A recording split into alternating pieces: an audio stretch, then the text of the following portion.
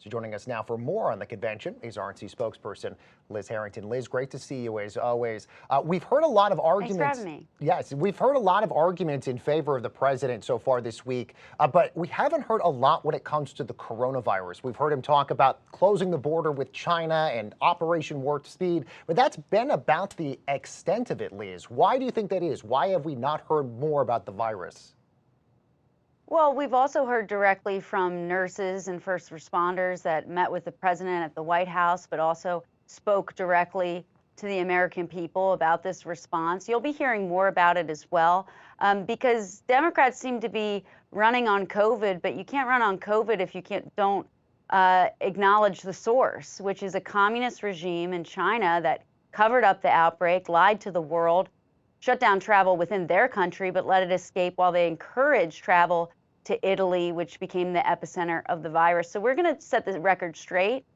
We've also had many comments played throughout our convention from Democrat governors who received aid from this administration. When you talk about the USS Comfort and Mercy, which unfortunately Governor Cuomo did not use, instead sent infected patients back into nursing homes. So we're going to be talking about this response. It was an all of America response. This president mobilized the private sector like we haven't seen since World War II, and we've ramped up production. And it's also going to be talking about for the future, because we will overcome this. We're not going to cower and hide in our basement like the Democrats like to do with their candidate. We're going to overcome this, but we're looking for the future.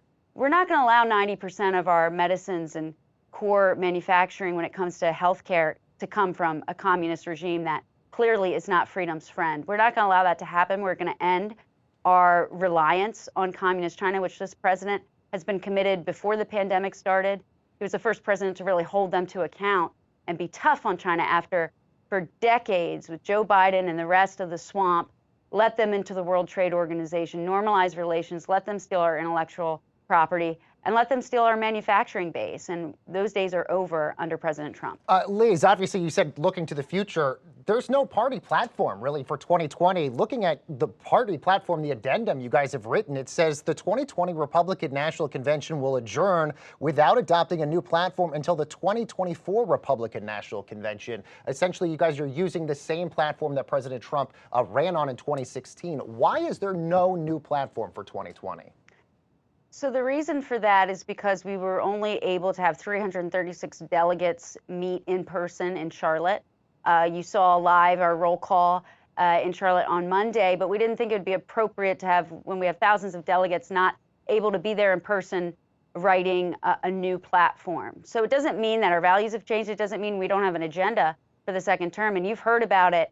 You've heard more policy accomplishments and prescriptions in 2 days than you've heard all week from the Democrat convention, certainly in prime time. They certainly, during their daytime coverage, it didn't get a lot of coverage in the mainstream media, where they had speakers like Linda Sarsour, an anti-Semite, where they had other speakers calling for abolishing police, abolishing prisons, saying you go to hell if you think you believe in the border wall. Very divisive rhetoric that shows that clearly their agenda and their platform has gone, as Bernie Sanders says, they've normalized the radical in just a short amount of time. But our platform is very simple. It's for freedom. It's for defending the American way. It's for not just opening schools this fall, but opening schools up to every American, getting the teachers' unions out of the way with school choice and allowing the parent to decide where their kid goes for a better shot at the American dream. You've heard a lot about that. You also heard,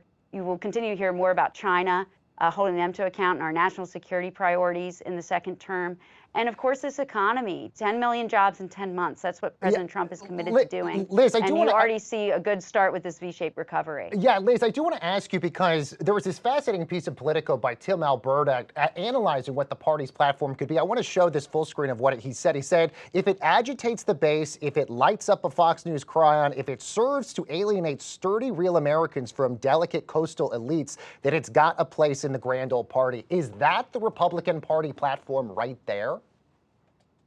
You've seen what our platform is. It's pro-America. It's freedom and liberty and opportunity for everyone. And you've seen and heard from real Americans who've benefited not only from President Trump following through on all the promises he made in 2016, but going forward in the future. We have so many diverse voices in our party. We had disaffected Democrats like Vernon Jones, who talked about how his party has been he's completely left him behind, taking his community for granted. Daniel Cameron spoke so well about that last night as well, saying, look at me, here I am. I will think for myself. I'll chart my own path. You can't tell me I'm not black just because I'm not going to vote for Joe Biden. And what I can tell you is our platform isn't writing in abortion taxpayer funded up until the 9th month like the Democrats is. We're not writing in the Green New Deal, which will cost this country untold trillions and millions of jobs, good paying jobs, and of course, millions of people to lose power like they have in California with a radical agenda. The Democrats, where's the media asking them about what's literally in their platform, which is so radical, the most extreme agenda we've ever seen. And it's why there are hundreds of thousands and millions of disaffected Democrats running to our side and saying, I need some common sense and some sanity and Liz, love of our country again. Yeah, Liz, we're going to have to end things there. We're running out of time, but I do appreciate you coming on. RNC spokesperson Liz Harrington, thank you so much for coming on.